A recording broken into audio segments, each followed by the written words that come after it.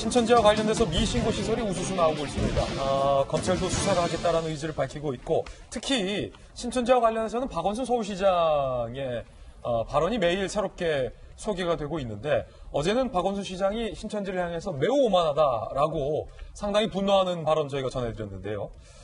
오늘 저희가 준비한 내용은 박원순 시장이 이른바 구로콜센터에 신천지 2명이 있다라고 이야기를 했는데, 알고 봤더니 신천지 2명이 있기는 하지만 음성이라서 코로나19 음성인 분을 굳이 신천지라고 밝힐 필요가 있느냐와 관련해서 논란이 되고 있습니다. 들어보시죠. 콜센터에 한 2명 정도의 신천지교 이 교인들이 있는 것이 확인이 됐습니다. 아, 잠깐만요. 네네. 구로콜센터 직원 중에 2명이요? 네네. 그런데 이제 그 두 사람은 아직은 음성으로 지금 드러나 있기 때문에요. 예. 좀 더 조사를 저희들이 해봐야 됩니다. 네, 어디로부터 감염이 되고, 그렇죠. 누구로부터 됐는지가 중요하기 때문에. 자, 음성인데 굳이 신천지 교인이 2명 있다라는 사실을 왜 밝혔느냐와 관련해서 논란이 되고 있다는 겁니다. 신천지 신도 5명이 모두 음성이다. 첫 확진자는 신천지 대구와는 무관하다라는 게 현재까지 알려진 내용입니다. 그런데 굳이 서울시 안팎에서는 인권 변호사라는 경력이 무색하게 신천지 때리기 앞장선다라는 다수 비판적인 의견도 나오고 있고요. 특히 미래통합당의 이준석 최고는 감염이 안 된 신천지 신도를 굳이 왜 공개하느냐. 서울시장이 책임져야 할 집단 감염 영역을 신천지에 떠넘길 준비를 시작하고 있다는 얘기다라고 다소 비판적으로 이야기를 했습니다. 최청화 박사님께서 보시기엔 어떻습니까? 일단은 오해의 소지가 있는 거죠. 그게 뭐 양성으로다가 나왔다거나 아니면 좀 경로를 파악해서 신천지 교인이 예를 들어서 감염원이 됐다면 저런 걸 밝힐 필요가 있지만은 자칫 지금 이제 국면에서 감염병과 코로나19와 관련돼서 약간 종교적인 측면에 희생양화하는 듯한 몇몇의 발언들이 지금 문제가 되고 있잖아요. 예. 물론 박원순 시장도 굉장히 노력을 하고 있고 대통령도 노력을 하고 있고 그럼요. 다 노력을 하고 있죠. 네. 근데 이제 그 원인을 어디에다가 전가시키려고 하는 듯한 오해를 살 수 있는 저런 것은 굳이 안 해도 된다. 왜냐하면 본인이 시정을 이끌고 뭐 또 향후에 뭐 정치적 꿈도 가지고 계신 분이 누군가를 희생시키면서 나를 보호한다고 비춰진다면 그것은 박원순 시장에게 결국은 마이너스적으로 작용할 수 있기 때문에 저는 정치적인 측면에서 저런 발언은 적절치 못했다. 저 부분 제가 조금 박원순 시장을 옹호한다기보다 해명을 좀 해드려야 될 것 같아요. 제가 저걸 지금 들었는데 박원순 시장이 굳이 음성이 신천지 환자를 막 이렇게 확대시켜가지고 여기 신천지 몇 명이다 이런 의미는 아니었었고요.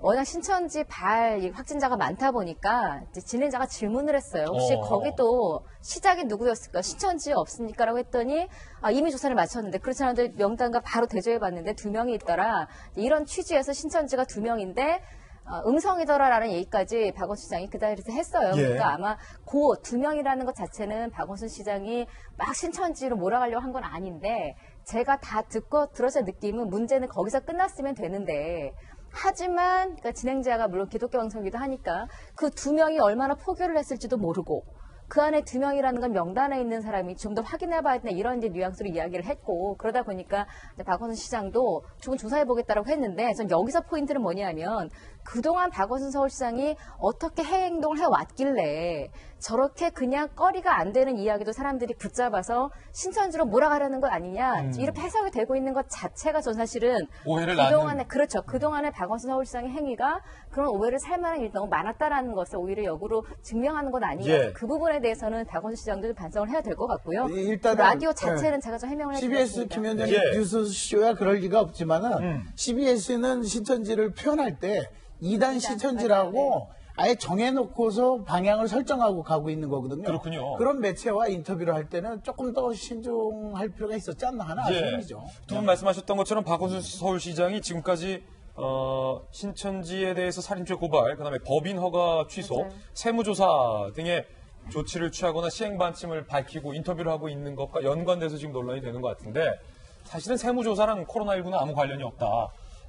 특히 이 구로콜센터 같은 경우는 직원 207명 중 신천지 신도로 확인된 이들은 2.4% 수준이고 모두 음성이기 때문에 무리하게 신천지와 연관을 지어서는 안 된다라는 전문가들의 의견도 나오고 있는 상황이라서 김영주 의원님이 또 사실은 저 부시장을 하셨잖아요. 박 시장과 같이. 네.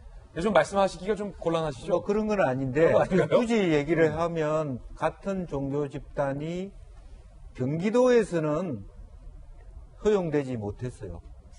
근데 박 시장 때 2011년 말에 그 종교 집단의 등록이 서울시가 받아준 부분이 지금 와서는 조금 뭔가 박 시장 입장에서는 그 본인의 책임 속에 일어난 일이긴 한데 좀 예민해 보이는 부분입니다. 그렇군요. 이제 그런 면에서 그런 측면에 다시 한번 그때 정신이 없을 때 이제 수용이 됐는데 그 상태가 어땠는지를 다시 한번 체크해 보고 싶은 어떤 그런 그 말하자면 심리가 예. 저는 있을 거라고 보여집니다. 그렇군요. 고승덕 변호사님께서 보시기에는 특히 박 시장이 취하고 있는 여러 조치들, 법인허가 취소, 살인죄 고발에 대해서는 저희가 뭐 이야기를 많이 나눴습니다만 특히 세무조사 조치를 할 수 있다.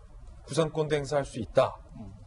오만하다. 뭐 이런 네. 얘기들이 실효성 논란이잖아요.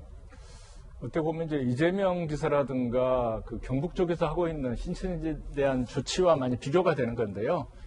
서울시 같은 경우는 그 신천지 명단 그 확보할 때 이재명 지사처럼 정말 현장에 가가지고 지사가 직접 그 현장 조사권을 발동하는 이런 것도 없었고요. 그냥 뭐 살인죄로 고발한다 했기 때문에 그냥 당신이 알아서 줄 때까지 나는 마냥 기다리겠다 뭐 이런 태도라서 조금 약하다고 볼 수가 있고요. 뭐 경북이라든가 대구 같은 경우에는 그 신천지 그 집단 거주지도 철저하게 지금 조사해가지고 발표를 하고 있는 상황인데 서울 같은 경우는 이제 그런 조사가 조금 아직도 좀 미진하다고 볼 수가 있고요.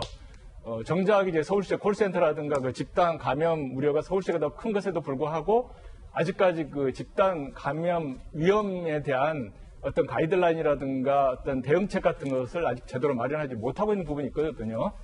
그렇기 때문에 어떻게 보면 이제 신천지랑 조금 더 이렇게 책임 전가한다는 오해를 살 수 있는 그런 분위기가 있는 것은 사실인 것 같습니다. 대구에만요.